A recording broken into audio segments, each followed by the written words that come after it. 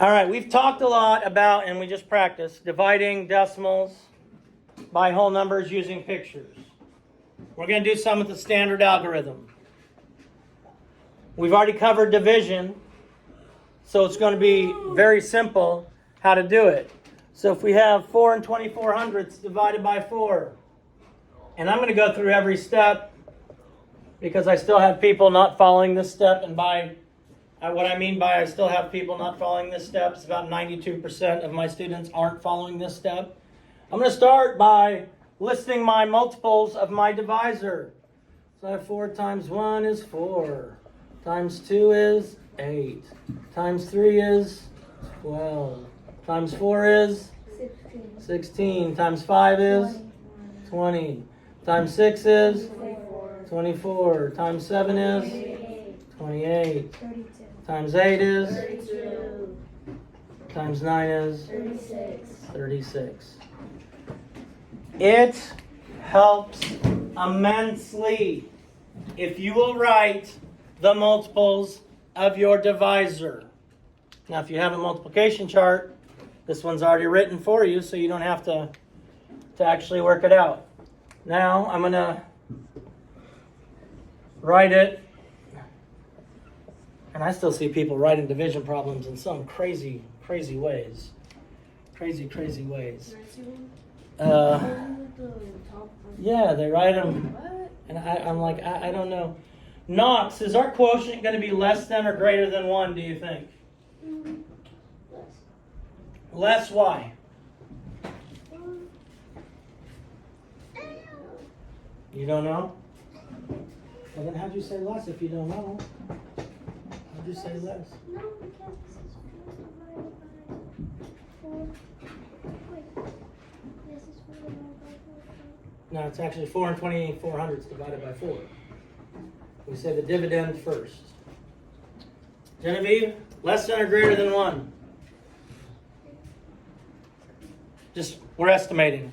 Is my quotient going to be less than or greater than 1? Greater than 1. Greater than 1. Because it's going to go into the first number, so I'm going to have something that's greater than 1.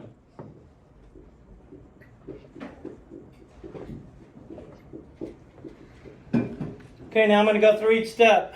Kate, does 4 go into 4? Yes, I can find my multiples. It goes into 4 exactly 1 time.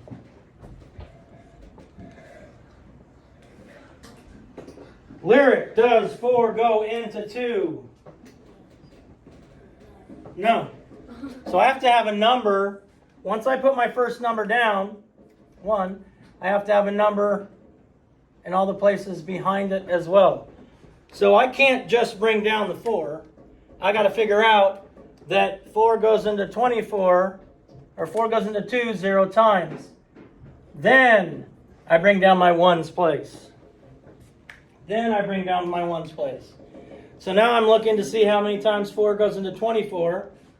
6 times. And it goes in 6 times, because 4 times 6 is 24. Now, because getting things correct is important, Estimate. No, that's not the correct. Check. That's what it is. 4, 2, 1, 2 numbers behind my decimal point. That's a 4, 2 numbers behind my decimal point. So using my estimation, was greater than 1 is what we got. Multiplying it out, I multiplied my quotient times my divisor, and it did equal my dividend. Why do you keep saying all those big words? Because I want you to know those big words. Because I want you to know those big words. Let's do 3 and 52 hundredths divided by 3.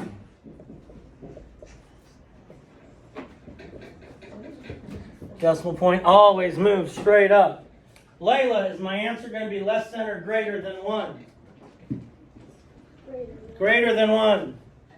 Greater than 1.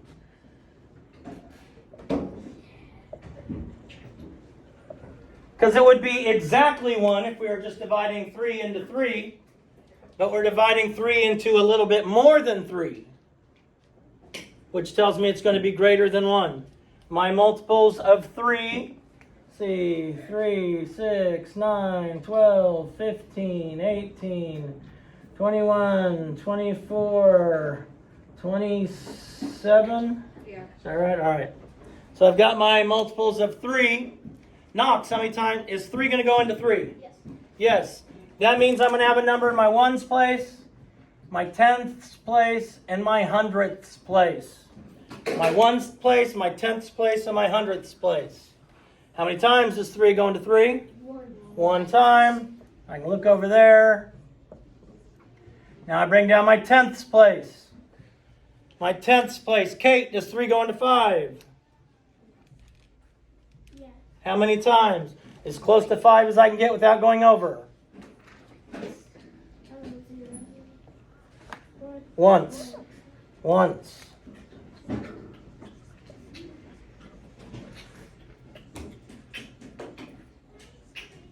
Write that down. 750.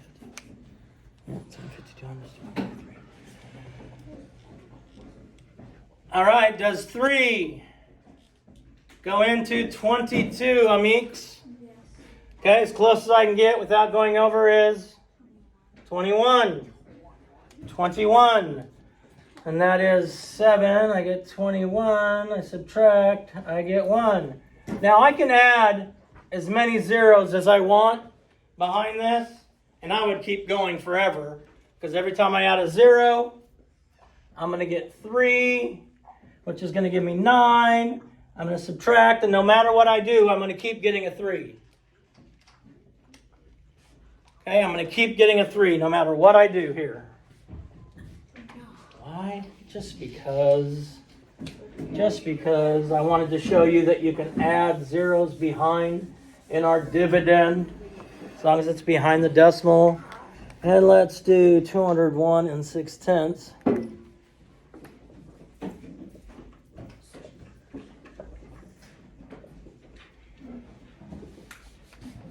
Layla, less than or greater than 1? Less. Less, why? I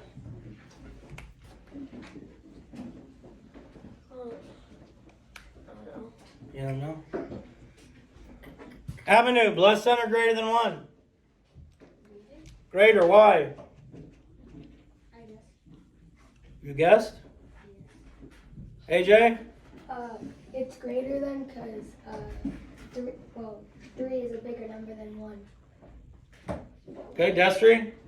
It will be greater than 1 because 2 can't fit into 3 at all, so they'll have to get 20, and 20 can fit into it. Mm-hmm. Because I mean, basically, I'm dividing 201 divided by 3. If I said 201 divided by 3, is that going to be less than or greater than 1? You'd say greater than. 201 divided by 3. So it's going to be greater than 1 by a little bit anyway. All right, so Allison, does 3 go into 2? No. Avery, does 3 go into 20? Yeah. Yes. So I'm going to have a number in my tens place, my ones place, my tenths place, at least. I may have to add zeros. I don't know. So Avery, how many times is 3 going to go into 20? 6. I go over here. 6 is 18. That's as close as I can get. So I have 6 tens. And what was 6 times 3? 18. 18. Yeah, right. Thank you. Subtract. I get 21. 21. Avenue, does 3 go into 21? How many times? Come back over here. Exactly there. So 1, 2, 3, 4, 5, 6, 7. 7 times 3 is 21. Subtract with 0.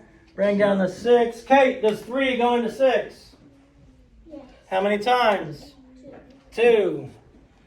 And 2 times 3 is 6. We subtract. We have nothing left over, so I don't have to add a 0 or anything here. I don't have to. It's not required. Then I would also always go back and check it. 672 times 3 When I get my product, there's only one number behind the decimal. So there would only be one number behind the decimal in my product.